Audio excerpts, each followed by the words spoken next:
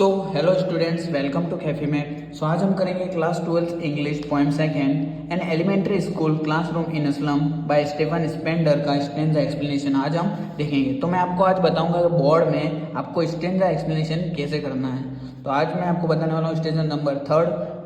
बाकी जो स्टेंजा हैं जो मैंने कवर कर लिए वो आपको डिस्क्रिप्शन में लिंक्स मिल जाएंगे। तो आज मैं आपको स्टेंजा 3 बताऊंगा और मैं आपको बता रहा हूँ कि कैसे क्या लिखना होता है स्टेंजा में, क्योंकि बोर्ड में स्टूडेंट्स बहुत गलती कर देते हैं जिसकी वजह से उनके स्टेंजा में नंबर कट जाते हैं। और इंग्लिश को ज़्यादा प्रायोरिटी भी वो देते नहीं हैं क्योंकि ये मेन सब्जेक्ट में नहीं आता है, इट्स ऑप्शनल।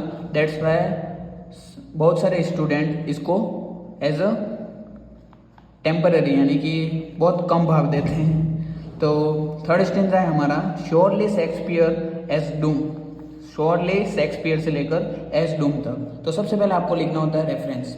रेफरेंस में आपको क्या लिखना होता है, जो भी स्टेंजा गिवन है वो स्टेंजा कौन सी पोएम से लिया गया है और उस पोएम को लिखने वाले के पोइट का नेम रेफरेंस में मेंशन किया जाता है। जैसे कि पोएम है an elementary school classroom in slum और किसने लिखा है तो स्टीफन स्पेंडर।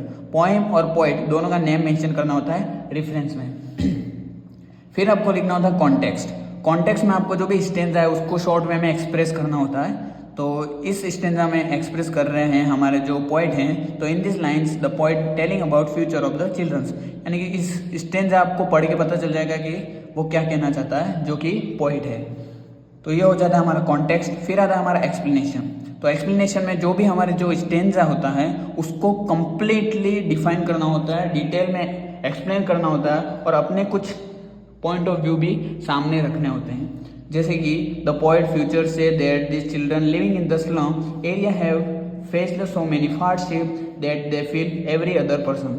तो ये पूरा एक्सप्लेनेशन मैंने स्टेंजा को देखकर बहुत ही डीप एक्सप्लेनेशन किया है। तो आप यहाँ देखकर जो ये मैंने सीक्वेंस बताई है, सबसे पहले रेफरेंस, फिर कॉन्टेक्स्ट, फिर एक्सप्लेनेशन। तो ये सीक्वेंस गलत नहीं होनी चाहिए, सीक्वेंस से ही आपको लिखना है। सबसे पहले रेफरेंस ही लिखना है, फिर कॉन्टेक्स्ट ही लिखना है, फिर एक्सप्लेनेशन। तो ये मैंने स्टेंजा का पूरा एक्सप्लेनेशन लिखा हुआ है। अगर आपको देख कर लिखना है तो आप देख कर राइट डाउन कर सकते हैं। ये एक्सप्लेनेशन है। This is also the complete explanation of that stanza from surely Shakespeare to age doom. तो ये भी स्टेंजा का एक्सप्लेनेशन है, that desire of being loved by others से लेकर लिव्स तक। तो यहाँ पर हमारा जो स्टेंजा एक्सप्लेनेशन है वो कंप्लीट खत्म होता है। अदर स्टेंजा एक्सप्लेनेशन आपको डिस्क्रिप्शन बॉक्स में मिल जाएंगे। अगर आपको ये स्टेंजा एक्सप्लेनेशन समझ में आया, अच्छा लगा, और अगर आपको लग रहा है कि मैं पूरे स्टेंजा को अच्छे से एक्सप्लेन करूं तो आप मुझे कमेंट करके बता सकते हैं। अदरवाइज ये जो भी एक्सप्लेनेशन है वो आप राइट डाउन कर सकते हैं देखकर। आई होप आपको अच्छा लगा होगा। Thank you for watching. Stay tuned until next video.